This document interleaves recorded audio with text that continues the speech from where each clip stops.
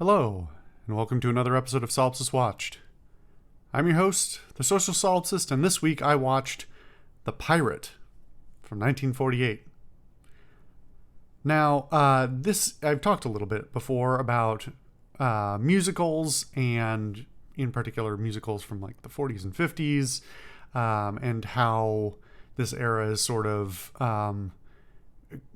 caught in a specific place and time, and it has a tendency to contain a lot of similar tropes and things due to the time and place and the method by which they were produced. And usually, in spite of their issues, they turn out generally pretty good, or at least interesting. And while this is no exception to that, and it has some really interesting stuff in it, this movie is not very good. It's okay. And there's one sequence in particular that I think is exemplary. But for the most part, this movie is a lot less than some of its parts. So this is a comedy romance musical with music by Cole Porter, who we've talked about previously, starring Judy Garland and Gene Kelly, in addition to a bunch of other notable character actors, not as notable as the two of them, but people who have acting capability. Now, I don't know if I've talked about Gene Kelly specifically before. I don't know if there's anything specifically that we've watched. I should have a better mental catalog of what I've watched and what I've talked about having seen him in. But for the exact reason, that's the exact reason this show exists, or one of the reasons, is that I'm not super great at remembering what I've watched, and it helps for me to have a catalog of my own thoughts. Anyway, Gene Kelly is Gene Kelly, and he is very much in the vein of something I've talked about extensively, both historically and currently, in terms of what makes a good actor and what makes a kind of okay actor. Gene Kelly's just an okay actor. He's a very good performer. He's got a lot of other talents, but his acting is not the best. That may be fighting words to some people. I'm just not super impressed by his acting in most things, and that's in spite of the fact that some of my favorite films, especially growing up, had him as a star. This was an era where he was incredibly successful and incredibly beloved, although apparently, if I recall correctly, also not very well liked by a lot of the people he had to work with. Apparently he was kind of a diva, if I remember correctly. Anyway, that's neither here nor there. Gene Kelly in the lead hero's role in this film is okay. This is set in the Caribbean, sort of during the period of Spanish imperialism, and the best I can get out of this is that most of the characters are supposed to be Spanish, white Spanish people from Spain. However, none of them really, they all try an accent a little bit here and there, or at least quite a number of them do. And I will say, I don't think Judy Garland or Gene Kelly actually pull it off in any substantial way. One of the lead villains, played by Walter Slezak, who I swear we've seen in something before, but I can't place him, is actually does not a great one, but substantially better. And so that leads into sort of an overall problem with this film, one of many, which is that this movie feels like a bunch of white Americans playing dress up. Now, movie musicals from this era especially are not, and especially at lower budgets, are not particularly known for realism, historical accuracy, anything of the sort. They are notoriously anachronistic and over the top, and they stylistically lean on being sort of over the top and cheesy to some extent that brings them some of their charm, and it's somewhat deliberate, especially as a lot of them are adapted from stage shows, and stage shows have a greater reliance on visuals that can be interpreted at stage distance, not at big cinema distance. You can't do a close up on a theater. Anyway, so that is not a surprise. But in this movie in particular, due to sort of some of the, I hesitate to say cheapness, but some of the places that corners are cut and some of the like weird anachronisms and things that are present throughout the film, and the way that visually often the movie does not tie itself together particularly well, really sort of takes me out of it a little bit. And it's like, oh yeah, this is a bunch of Americans doing a weird imagining of a weird version of the Caribbean. And that sort of leads down this odd road. I actually quite like parts of Gene Kelly's performance, and I like a lot of Judy Garland's performance, even though apparently at this point in her life she was struggling a lot and not doing very well. I'm impressed to find out that that was the case, but she still puts on a very good performance, and probably the best one in the entire film, pretty consistently. And so, as I understand it now, I didn't realize this going into it, this movie was plagued with production issues and rewrites and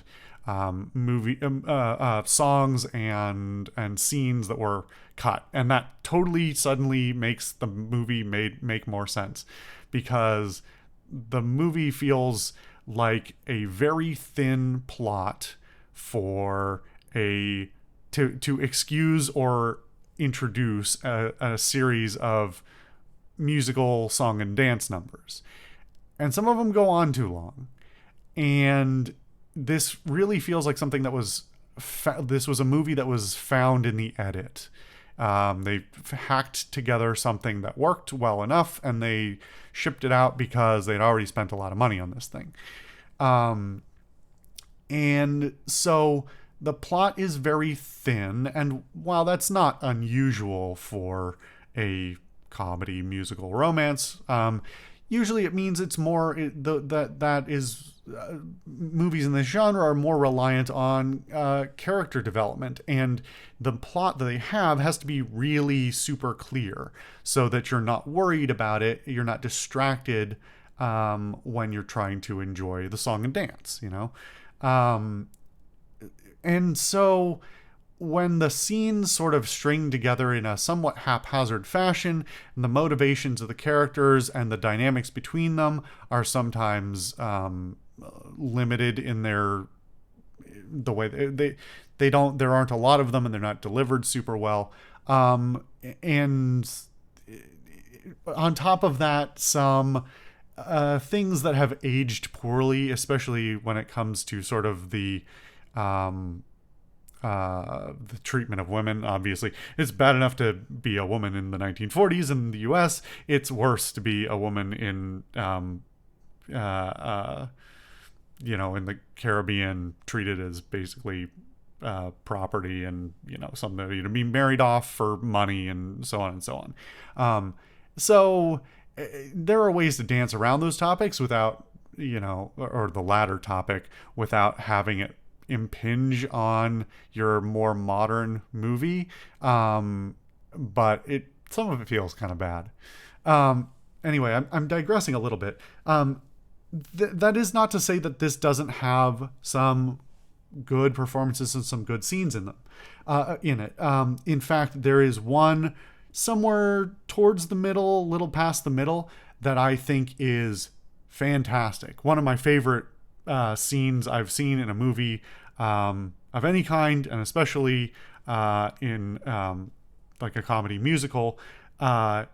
really, really memorable. And it's this scene of Judy Garland and Gene Kelly in the room, in a room together. It's just the two of them, and they play off each other excellently. And whoever wrote and choreographed this scene together is a genius. It's brilliant, and the movie is almost worth it just for that one scene.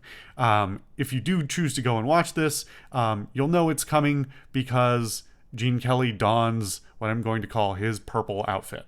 That's when the scene is coming, and it's great. It's fantastic. I was in hysterics. It's wonderful. It's incredibly entertaining, and the performances from both are perfect, and I love that scene to death. The problem is a lot of the things around it. Like I said, the actors are not amazing all the time. In fact, several of them are kind of mediocre most of the time, and I would say that Judy Garland is probably the standout.